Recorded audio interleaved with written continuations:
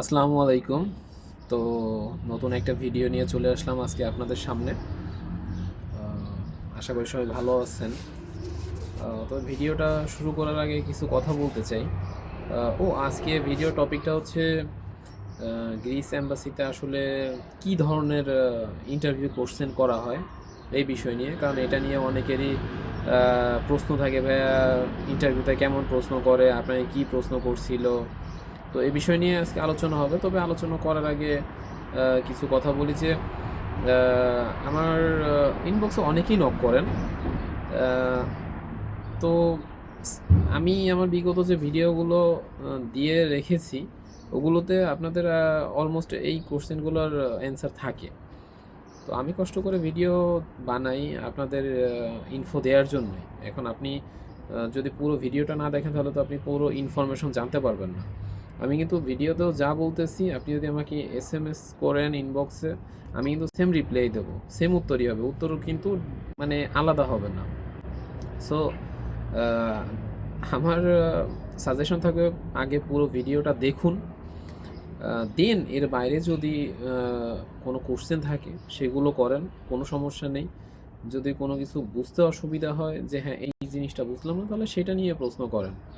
But ওই same জিনিসটা নিয়েই, যেমন আমি আমার বিগত কয়েকটা ভিডিওতে এইখানের সোর্স অফ ইনকাম বা লিভিং কস্ট কেমন, প্রাইভেট পাবলিক সব বৃত্তান্ত বলি, আবার ইনবক্সে এসে কিন্তু সবাই আবার সেম, ভাই ওইখানে যে কীভাবে সার্ভাইভ করবো এইটা ওইটা হ্যান। আমি তো সেটা এক্সপ্লেন করছি আমার বিগত ভিডিওতে। যাই হোক, তো এখন এটা একটা আলাদা টপিক, ইন্টারভিউ করছেন। আসলে ফার্স্ট অফ অল কথা হচ্ছে যেটা, ইন্টারভিউ আসলে প্রোফাইল ভিত্তিক হয়, মানে মেন টু মেন ভ্যারি করে। আসলে আমাকে যে প্রশ্নটা করছে আপনাকেও যে সেম সেই প্রশ্ন করবে এমন কিন্তু না। বিষয়টা সম্পূর্ণ আলাদা।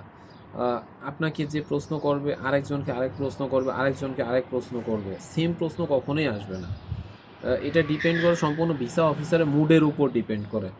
আসলে যখন আপনি তার সামনে গিয়ে বসতেছেন, আপনার যে প্রেজেন্টেশনটা, আপনার যে প্রোফাইলটা দিছেন, আপনার যে অ্যাপ্লিকেশন ফর্মটা আছে, আপনার বৃত্তান্ত আছে তার সামনে, কিন্তু সে কিন্তু এটা স্টাডি করছে এবং তারা কিন্তু আগে থেকেই ডিটারমাইন্ড হয়ে যায় যে আপনার কোন কোন বিষয়ের উপর আপনাকে প্রশ্ন করবে। কারণ আমি যখন আমাকে প্রশ্ন করা হয়েছিল, আমি দেখছিলাম আমার অ্যাপ্লিকেশনটা ভিসা অফিসারের সামনে ছিল এবং ওইখানে ফ্রন্ট পেজে কয়েকটা কোড দেয়া ছিল, ওরা যেটা আর কি ওরা মার্ক করে রাখছিল যে হয়তো ও এই বিষয় থেকে আমাকে প্রশ্ন করবে, বা ওই জিনিসটা আমার মার্ক করে রাখছিল। তো ওই ধরনের আর কি আমাকে প্রশ্ন করছিল ওই জায়গা থেকে। তো আমি আমার এক্সপিরিয়েন্স যেটা, যে আমাকে কি প্রশ্ন করছিল, অনেকের এই প্রশ্ন থাকে যে ভাই আপনি কি ইন্টারভিউতে কী কোশ্চেন করছিল। আগে আমি আমারটা শেয়ার করি, দেন আমি বিগত আরও যাদের সাথে আমার পরিচয় আছে তাদের যে এক্সপিরিয়েন্সটা আমি সেটাও শেয়ার করব।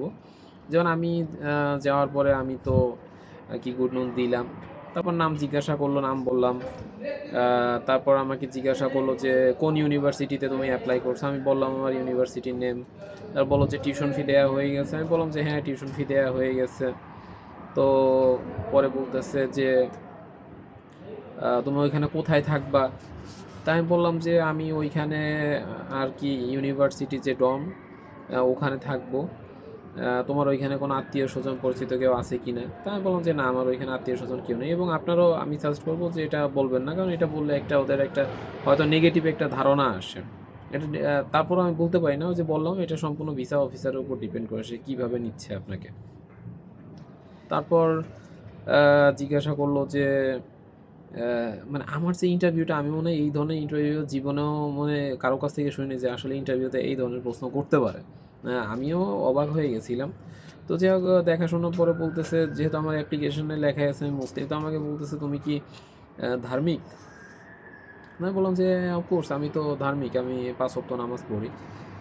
পরে বলতেছে, ও আচ্ছা, তুই তো মানে তুমি তো জানো যে ওই দেশে কিন্তু মসজিদ নেই, মসজিদ কিন্তু সব আন্ডারগ্রাউন্ডে, তাহলে তুমি নামাজ পড়বা কীভাবে। তাই বললাম যে আসলে মসজিদে গিয়েই নামাজ পড়তে হবে এমন কোনো বাধ্যবাধকতা নেই।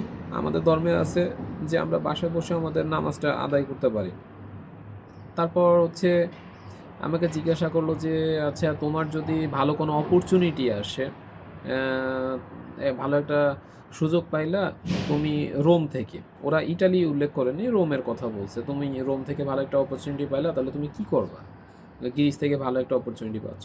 তো বললাম যে, "না, আমি তো আসলে পড়াশোনার ক্ষেত্রে যাচ্ছি। তো আমি তো আ আমার ফোকাসটা হচ্ছে আমার স্টাডির উপরে। তো আমি কেন রোম থেকে আমি অপরচুনিটি নিতে যাবো আর আমি সেখানে কেন যাবো? আমি তো কয়েকটা দেশ বাছাই করেই তো আমি স্টাডি করেই তো আমি আমার গ্রিসটা চুজ করছি। আর এই ইউনিভার্সিটি চুজ করছি যেহেতু আমার সব কিছুর সাথে এটা ম্যাচিং করে।" এই আরকি। তো আমি অবশ্যই ওদিকে আমি কখনোই ফোকাস করব না। দেন আবার আরেকটা প্রশ্ন জিজ্ঞাসা করল যে, "তুমি তো জানো যে গ্রিসে পাকিস্তানিরা, আফগানিস্তানিরা, আরবিরা এরা থাকে। এরা তো বন্দুক নিয়ে চলাফেরা করে। তো এ তো টেরোরিজম করে। হ্যাঁ? তো ওদের কাছ থেকে যদি তুমি ভালো একটা অফার পাও, তাহলে তুমি সেক্ষেত্রে কি তাদের সাথে জয়েন করবা?" আমি বললাম যে, "না," আমি হাইসা দিয়ে বললাম যে, "না, এটা কেমন ধরনের কথা?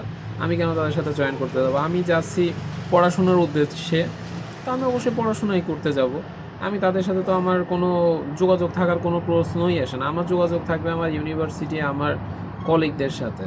ওদের সাথে তো আমার এই ধরনের কোনো যোগাযোগ থাকবে না। আর তোমাকে তো আমি আমার পুলিশ ক্লিয়ারেন্স দিচ্ছি। তুমি এটা চেক করো যে আমার কোনো ক্রিমিনাল রেকর্ড আছে কিনা।" তো আমি এইভাবেই উত্তরটা দিছিলাম আরকি। তো যাই হোক, তারপর আরো জিজ্ঞাসা করল যে, "তোমার কয় বছরের কোর্স? তোমার টিউশন ফি কত?" আমি এগুলো বললাম। আ তারপর আ আমি যতটুকু মনে হয়েছিল ভিসা অফিসারটা নতুন ছিল। কারণ ও আ বুঝতে পারতেছিল না যে আমার পাসপোর্টটা রাখার নিয়ম আছে কিনা। ও আরেকজনের কাছে, ওর কলিগের কাছে জিজ্ঞাসা করতেছে, "আমি কি পাসপোর্টটা রেখে দিব?" তো সে বলল যে, "হ্যাঁ, রেখে দাও।" তা আমি আবার জিজ্ঞাসা করলাম যে, "আচ্ছা, তো পাসপোর্ট রেখে দিবা, এটা আমি কতদিনের মধ্যে আপডেট পাবো?" তো ও বলতে পারতেছিল না। ওই কলিগের কাছ থেকে কলিগ এসে আমাকে এক্সপ্লেইন করলো যে, "হ্যাঁ, মেক্সিমাম 15 ওয়ার্কিং ডেজ এর মধ্যে তুমি আপডেট পেয়ে যাবা।" তো বললাম যে, "ও আচ্ছা, ঠিক আছে।" তা এইটা ছিল আমার ইন্টারভিউটা। খুবই একটু awkward টাইপের ছিল। এই ধরনের প্রশ্নও করবে আমি কখনো ভাবতে পারি নাই। যেহেতু আমি মুসলিম, এই ধরনের মানে এইজন্যই এই ধরনের প্রশ্নটা করা। এখন আমি যাই আরো কয়েকটা পার্সনের ইন্টারভিউ, যেমন আমি এমন একটা কথা আরকি একজনের কাছ থেকে আমি শুনছি। তাকে জিজ্ঞাসা করা হয়েছে নাকি, "তোমার ভিসা কবে লাগবে?" জাস্ট এটাই। তোমার ভিসা কবে লাগবে? ভিসা অফিসারের প্রশ্নই হচ্ছে এটা। তাকে অন্য কিছুই জিজ্ঞাসা করেনি। আবার আরেকটা ছোট ভাই, আ তাকেও দেখা যাচ্ছে যে কয়েকটা প্রশ্ন করছে এই সিম্পল, যে তোমার নাম কি? কোন ইউনিভার্সিটিতে যাচ্ছ? কোন সাবজেক্টে যাচ্ছ? আ তোমার ফিউচার প্ল্যান কি? জিজ্ঞাসা করছে, বাট তাকে কিন্তু ভিসা দেয়নি। তো তারপর আরো অনেকেরই আছে এক্সপেরিয়েন্স। তো আসলে সবার প্রশ্ন কিন্তু একরকম ছিল না। আমরা মনে করি যে আমরা ইন্টারভিউ প্রিপারেশনটা কেমন নেই। আ আমার কাছ থেকে একজন শুনতেছে, তো ও চিন্তা করে যে হ্যাঁ, ভাইকে এই প্রশ্ন করছে, মনে হয় আমাকেও সেম প্রশ্ন করবে। আমরা মুখস্থ করে যাই। আসলে এখানে মানে অ্যান্সার মুখস্থ করার মতো কিছুই নাই। আ সবকিছুই আপনার মধ্যে। আ এখানে নির্দিষ্ট কোনো প্রশ্ন নাই যে হ্যাঁ, ভিসা অফিসার আপনাকে নির্দিষ্ট এই প্রশ্নটাই করবে। যেহেতু ওকেও করছে আমাকেও করবে। এরকম ভাবলে সম্পূর্ণই এটা ভুল ধারণা। এই ধরনের কখনোই ভাবনা চিন্তা নিয়ে এম্বাসি ফেস করা যাবে না, ইন্টারভিউ ফেস করা যাবে না। কারণ কে জানে ভিসা অফিসার আপনাকে কখন কিভাবে প্রশ্ন করতে পারে, এবং আপনাকে অলওয়েজই কনফিডেন্টের সহিত সেই প্রশ্নটার উত্তর দিতে হবে। যেটা বললাম আমি, যে আমাকে এই ধরনের প্রশ্ন করছে, আমি কি জানতাম যে কখনো আমার এরকম ধর্ম, এই মসজিদ, এই টেরোরিজম এইসব নিয়ে প্রশ্ন আমি কোনোদিনও কল্পনা করিনি। তারপরেও তো আমি উত্তরটা আমি সেইভাবেই দিছি। তো আমার সাজেশন এটাই থাকবে যে আপনারা ওই প্রশ্ন এইটা করতেছে, ওই উত্তরটা মুখস্থ করে নিয়ে যাবো, এইভাবে আমি বলবো। মুখস্থ ডেলিভারি দিলে আসলে হবে না। হ্যাঁ, আপনি মুখস্থ করতে পারেন। কিন্তু যখন আপনি অ্যান্সারটা দিচ্ছেন, ডেলিভারি করতেছেন, অবশ্যই ভিসা অফিসারকে বুঝতে দেওয়া হবে না যে আপনি এটা মুখস্থ করে নিয়ে এসেছেন।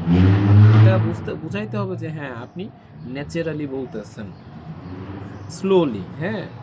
নট অনেক ফাস্ট, স্লোলি বলেন। কোনো সমস্যা নেই। যে না, আপনার এইখানে কিন্তু কোনো টাইম লিমিট নেই ইন্টারভিউতে যে হ্যাঁ, ১০ মিনিটের মধ্যে ইন্টারভিউ শেষ হয়ে যাবে, আমার ১০ মিনিটের মধ্যে সব উত্তর দিতে হবে। বিষয়টা কিন্তু এরকম না। ভিসা অফিসার যদি আপনার সাথে মজা পায়, কথা বলে, কনভারসেশন করে, তাহলে কিন্তু অবশ্যই সে কনভারসেশনটা লং করবে। আর যদি মজা না পায়, তাহলে হয়তো ২ টা ৩ টা কোশ্চেন করে আপনাকে ছেড়ে দিতে পারে। কিন্তু অবশ্যই যে কথাটা যে আপনার প্রেজেন্টেশন যেটা, এটা অবশ্যই ভালো হতে হবে। যখন আপনি প্রেজেন্টেশনটা ভালো দিতে পারবেন নিজের, অবশ্যই সেও তারও ভালো লাগবে। সেও আর কি বিমোহিত হয়ে যাবে। এই আর কি বিষয়টা। আ তো প্রশ্ন কারোই এক আসে না। প্রোফাইল ভিত্তিক আসে, অবশ্যই প্রোফাইল ভিত্তিক আসে, পার্সন ভিত্তিক আসে। যে ভিসা অফিসার আপনার চেহারা দেইখা, আপনার হাবভাব দেইখা, আপনার প্রোফাইল, আপনার অ্যাপ্লিকেশন, আপনার ইউনিভার্সিটি এইসব দেখেই কিন্তু বিবেচনা করেই হয়তো আপনাকে প্রশ্ন করবে। যেমন প্রাইভেট ইউনিভার্সিটি যেমন তেমন এখানে পাবলিক ইউনিভার্সিটি যেগুলো নামকরা, সেগুলো তো ওরাও চিনে। যখন এই ইউনিভার্সিটির কোনো স্টুডেন্ট যায়, ও তুমি এই ইউনিভার্সিটিতে অ্যাপ্লিকেশন করছো, তখন কিন্তু ও বুঝে যে না ইউনিভার্সিটিতে তো এত ভালো একটা ইউনিভার্সিটি, তো এই ইউনিভার্সিটি থেকে এই স্টুডেন্টটাকে অফার লেটার দিছে, নিশ্চয়ই স্টুডেন্টটা ভালো। ওর কিন্তু একটা ভালো মানে পজিটিভ একটা ধারণা আসে আপনার প্রতি। তো এরকমটাই আসলে। তো ওই যে পারসন টু পারসন ভ্যারি করে। তো অবশ্যই ইন্টারভিউ মুখস্থ করে যাবেন না প্রশ্নগুলা। আর ওই ভাবেন না যে সবার সেম আসে, সবারই ডিফারেন্ট আসে। তো সবাই প্রতি শুভকামনা থাকলো যে কনফিডেন্টের সহিত ইন্টারভিউর অ্যান্সারগুলো দিবেন এবং ওইভাবে প্রিপারেশান নিয়ে যাবেন যে যে প্রশ্নটাই করুক, যেভাবেই করুক, আমি সেটা ঘোরাই হোক পেঁচাই হোক আমি পজিটিভলি একটা ডেলিভারি দিব, যাতে এটা কোনো এফেক্ট না পড়ে আপনার ভিসার উপর বা ও আপনার প্রতি কোনো নেগেটিভ ধারণা না আনে। তো এই ছিল আজকের ভিডিওটা। ভিডিওটা ভালো লাগলে লাইক করেন, কমেন্ট করেন কিছু জানার থাকলে। আর হ্যাঁ, চ্যানেলটা পারলে সাবস্ক্রাইব করেন। আল্লাহ হাফেজ।